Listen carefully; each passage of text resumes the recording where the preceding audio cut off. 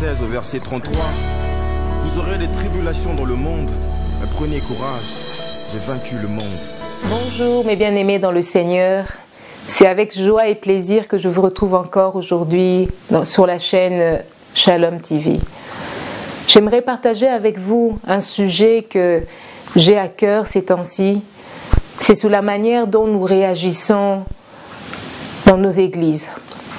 Des fois, il y a des frères et sœurs que nous voyons dans les églises et puis un beau jour, tu ne le vois plus.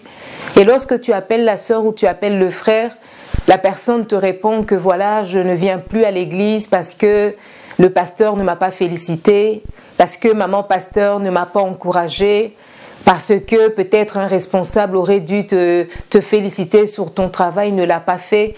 Et c'est pour ça que je ne viens plus à l'église. Certes, les pasteurs, les responsables ou les frères et sœurs doivent réconforter. Je n'enlève pas cela. Mais je nous appelle à nous de pouvoir grandir. Il est temps, surtout que nous savons d'où vivons les temps de la fin, de pouvoir ne pas se conformer comme la parole de Dieu le dit dans Romains 12:2. Ne vous conformez pas au siècle présent, mais soyez transformés par le renouvellement de votre intelligence. Cela veut dire le changement de votre mentalité, votre manière de voir les choses. Si le pasteur ne te félicite pas, si le responsable ou peu importe ne t'encourage pas, il est temps de mettre la parole de Dieu en pratique qui dit « Confie-toi en l'Éternel ton Dieu ». La parole de Dieu dit encore « Ne crains rien, je suis avec toi ». La parole de Dieu dit encore « Confie-toi en ton Dieu », je le répète. Il faut que nous puissions arrêter à être des bébés spirituels pour pouvoir grandir et être ces chrétiens que Dieu attend de nous, des chrétiens solides, comme la parole de Dieu le dit, c'est un esprit de force, d'amour et de sagesse qu'il nous a donné. Et il est grand temps que les chrétiens de nos jours se lèvent et pouvoir arrêter de boire le lait et pouvoir manifester le caractère de Christ. C'est vrai que des fois, de nos jours, les gens peuvent dire, voilà, dans mon mariage, mon mari ne m'a pas félicité ou il ne m'a pas montré de l'amour. Est-ce une raison pour divorcer? Où la femme peut se plaindre, le mari ne m'offre pas des cadeaux, ou j'ai des blessures, mais ce n'est pas le mari, ce n'est pas un être humain qui peut te guérir. Seul Dieu peut guérir ton cœur.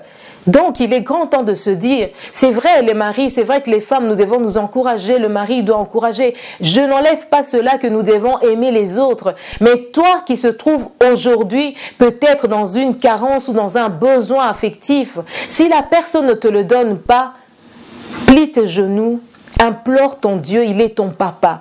Lui seul a la capacité de te guérir, de toucher ton cœur.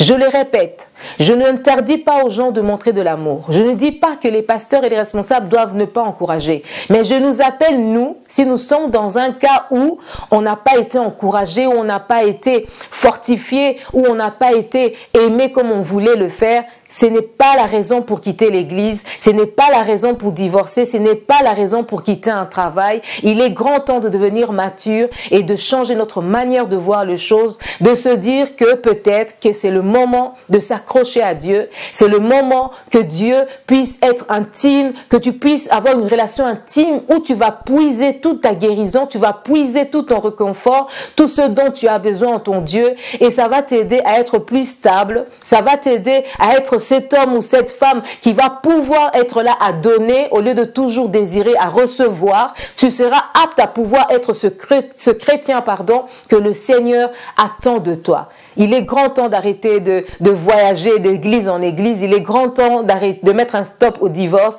Il est grand temps d'arrêter d'éjecter les amis parce qu'ils nous aiment pas comme il faut. Il est grand temps que tu décides à aimer comme Dieu le désire que tu puisses aimer. Change ta manière de voir les choses. Puise ton amour et ta guérison en Dieu.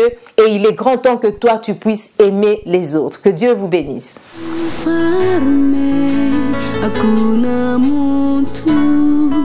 Hakuna mtu anaweza